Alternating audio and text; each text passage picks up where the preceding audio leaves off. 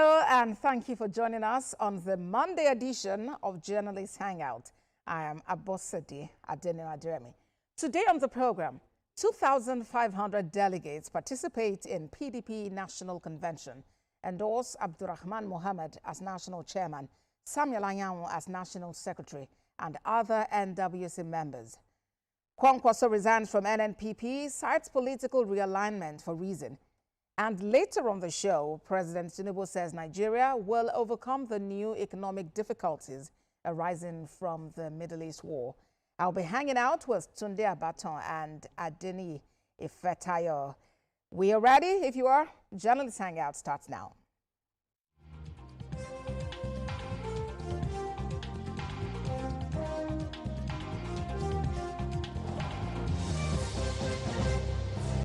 For years, millions of Nigerians have endured dropped calls and failed data connections with no recourse beyond frustration. Now, that may now be changing because the Nigerian Communications Commission, NCC, has directed all mobile network operators to begin compensating subscribers directly when network quality falls below prescribed standards. Under the new directive, operators will be required to credit the airtime accounts of affected subscribers, calculated based on spending patterns and presence in areas where service failures occurred. The Commission also directed tower companies to reinvest fines levied against them into infrastructure upgrades rather than simply absorbing penalties as a cost of doing a business. Our gentleman, Mr. Baton, well, good to have you here. to do that. And yes, Dr. Ifetayo, good to have you here as well. It's my pleasure to be here. All right, so let's begin with you, Mr. Baton. I don't know if you've also, been in that shoe where you experienced drop calls and all other things associated with telecommunications in Nigeria. Now the NCC is speaking up and wants compensation done immediately. Well, I think it's only in Nigeria that has no mobile telephone network that has not been affected. There's no Nigerian, no living Nigerian that has not been affected one way or the other by these nasty drop calls. But I think that for now, the NCC is just beginning to perform its role as the regulator of that particular sector to mete out punishment for those telcos who are so inhuman. They are only interested in taking the money. After all, telecommunication services is not being subsidized by any government. People are paying real time for the money they are spending on time. So they should also be able to look back and be able to compensate for any drop call that we have. Thank God that we have, like Globalcom now, is on per second billing. That one is a little bit reasonable. Have both of them on per second billing? No, it's also part of it. It's also part of it. Yes. But for the other networks, I think NCC is just beginning to perform the role that they are expected to perform. So no company can just come to Nigeria and begin to rip people off. They declare billions every time without necessarily compensating people. After all, like I said, telecommunication services is not being subsidized by government. People are paying for the services they enjoy, and they should enjoy that service. Anytime there's a drop call, I think I commend the courage of the NCC, because naturally this is a thing that should have been done in the past. But because of one thing or the other, the Nigerian factor, you will not be able to wield the big stick. I think for now, they should be able to do that. And if for any telecom operator fail to do that, there should be appropriate penalties as part of our telecommunication regulation agency. So now the pronouncement has been made, but there is also a distance between making the pronouncement and actually implementing it. Yes. So how do we ensure, and what is your confidence, Dr. Ifetayo, that we'll be able to actually execute this we've spoken about? Just like it's as if you took the word out of my mouth. It's not just about making policies alone that will be beneficial to their subscriber, millions of subscribers, but implementation is very key.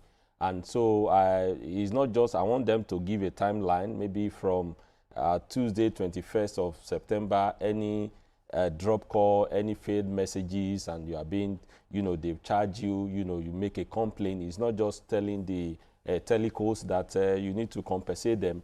And also not just about that, infrastructure decay. They've been in the system maybe since 2000 or 2001 when we first started. 24 years, 25 years. 25 years. So you can't be using the technology of 5 years ago when we are talking about AI. So they should also make sure they emphasize 20% of your profit or 20% of your maybe after-tax profit that you declare must be reinvested back into the infrastructure so that Nigerians can have quality service. It still bothers my mind that you get to some area, you hear 5G, and you get to some area, you hear 3G. No, yes. This is a 21st century. I think the telecommunication company should meet up. So, and there should be a penalty for them for not implementing and for not paying their subscriber for whatever failed call or SMS that may happen. So I think that importantly also, we need to know how these violations, if I may call it that, or defaults are actually communicated. Is it that, for instance, the telecom operator themselves, simply looking what I noticed that, okay, this telephone number made this call at certain time, and the first 20 seconds, was not straight, so it means that something has to be done. Or does it mean that the subscriber himself or herself needs to now lodge a complaint formally to get the issue addressed, Mr. Baton? Well, I think there's a technology in place, and that technology shows for how long you have called. If they want to trace your call or recall your calls now, the last 2 years, they have the technology to do it. And if they don't have it, it means they are not in business, and they are not ready to be in business. I think also that the NCC should also have a way of monitoring and checking whether these people are updating their technology, like Doctor said. If you are not updating your technology after 25 years, you are not changing the way you are doing your business, then you are not qualified to be in that business. Meanwhile, you have continued to upgrade the amount you collect. SMS is no longer 4 naira. You are not qualified to be in that business. So they should have a way of monitoring whether they have changed their technology, because the receivers, the Nigerians who are using it, they are the loser if they can not do it. So the implementation, the networking, and the what I call supervision of the NCC should be carried out effectively. And they can only do that by checking their infrastructure, whether it is up to date or not. If a radio station, for instance, now is using the AM in this 21st century, and that radio station is not ready for competition. So it has to be FM. It has to be FM now. And then earlier, Doctor, you were talking about 5G and all the other 3G and the rest. Oftentimes we find that along our roads, it's been dug, and then here that it's the cables that are being laid. What have we heard about progress with those projects? Yes, I think I took a road trip of 7 hours in Europe, and throughout that journey, there was constant data, there was constant internet. If we are saying we want to advance, we want to be called a developing economy, I think those are the technology that we are not saying you should have everything. Have a technical partner. If it is obtainable in that part of the world, why can't we bring it here? And Nigerians, they are ready to pay for any service as long as they are getting value for their money. But it's just a situation that you are paying for it and you are not getting all the service, nobody is talking anything. So I think infrastructure for me, we still deal with all these things. NCC should make it mandatory. Whatever it is profit you have declared, billions and whatever it is, 20%, 25% must be reinvested back into the infrastructure. If they can do it in banking sector and say banks, all the banks need to recapitalize before, so they can do that. They can do that for the telecommunication sector. Because it's really been frustrating. I imagine, I just put a call through, the person answers, it rings, the person answers, and then I begin to hear that. After the person has answered the call, and then I have to end it, and it begins to appear as though you're flashing, that word. Imagine you want to speak with your boss or a client, and all of that is happening. So I really do hope that we're able to follow this through so that we can see the results of that policy.